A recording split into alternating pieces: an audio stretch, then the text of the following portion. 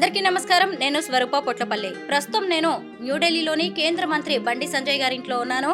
ఆయన నిన్న కేంద్ర మంత్రిగా ప్రమాణ స్వీకారం చేశారు. ఆయన అడిగి ఇక ముందు తన బాధ్యతల్ని ఎంత గొప్పగా నిర్వర్తించబోతున్నారు, పార్టీ బలోపేతానికి ఏం చేయబోతున్నారు, ఎన్డీఏ మళ్ళీ మూడోసారి అధికారంలోకి వచ్చింది, వారి అడుగులు ఎలా ఉండబోతున్నాయి అనేది తెలుసుకుందాం.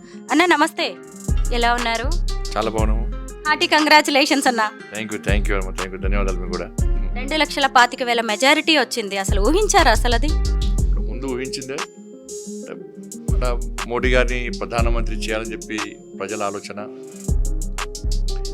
ఈ దేశం గురించి కానీ సమాజం గురించి ఆలోచించే వ్యక్తి, ఈ దేశం అభివృద్ధి చెందాలంటే, ఈ దేశం ఇంకా శక్తివంతంగా తయారు కావాలంటే, ఈ దేశం రక్షింపబడాలంటే నరేంద్ర మోడీ గారే ప్రధానమంత్రిగా ఉండి తీరాల్సిందని చెప్పి ప్రజల లోపల ఒక ఆలోచన ఉంది. కాబట్టి దాన్ని దృష్టిలో ఉంచుకొని ప్రజలు మోడీ గారు ప్రధానమంత్రి అని చెప్పి ఆలోచించిన కాబట్టి ఇవాళ నాకు ఇంత పెద్ద భారీ మెజార్టీ ఇచ్చింది.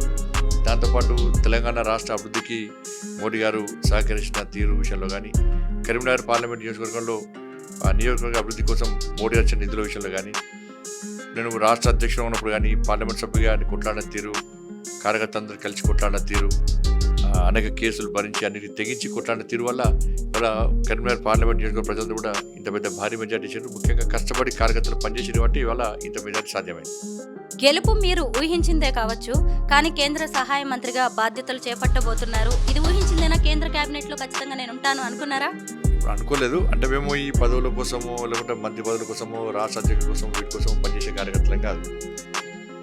మేము మోడీ గారిని ప్రధానమంత్రి చేయాలి, పార్టీని ఇంకా స్ట్రెంథెన్ చేయాలి, మళ్ళీ తిరిగి మోడీ రాజ్యాన్ని రావాలని చెప్పి ఒక ఆలోచనతో మేము కష్టపడి పనిచేస్తాం. ఇప్పుడు అది మొదటి నుంచి కూడా భారతీయ జనతా పార్టీ కార్యకర్తలు సిద్ధాంతం కోసం పనిచేస్తారు, పార్టీ కోసం పనిచేస్తారు. పోలింగ్ బూత్సాల్లో పనిచేసే కార్యకర్త నేను ఎంపీ కావాలి, ఎంపీ కోసమే పనిచేస్తూనే ఎవరంటారు. జెండా పట్టుకుంటారు, భారత్ మాతకి జై అంటారు, జై శ్రీరామ్ అంటారు, వందే మాత్రం అని ఇలా గర్జిస్తూ గాంధిస్తూ పార్టీ కోసం, పార్టీ సిద్ధాంతం కోసం పనిచేసే కార్యకర్తలందరూ కూడా. కాబట్టి ప్రజలు రెండోసారి గెలిపించారు.